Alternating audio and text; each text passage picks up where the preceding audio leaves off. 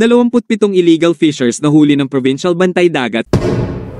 Nahuli ng Iloilo Provincial Bantay Dagat Task Force kasama ang 2nd Iloilo Provincial Mobile Force Company at Carles Municipal Police Station ang mga iligal na mangingisda na sakay ng bakal na commercial fishing boat na nahuling nagsasagawa ng illegal fishing activity sa karagatan ng Barangay Punta, Carles, Iloilo noong ika-9 ng Hunyo taong 2025.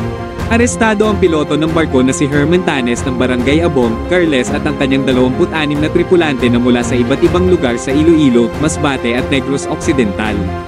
Ang isang blotter report mula sa Carles Municipal Police Station ay nagpakita na 2 IPBDTF patrol boat ang humabol sa barko matapos silang mahuli na aktwal na nakikisali sa Danish Seine Fishing, na lokal na kilala bilang Halbat Pulbot, na ipinagbabawal ng batas.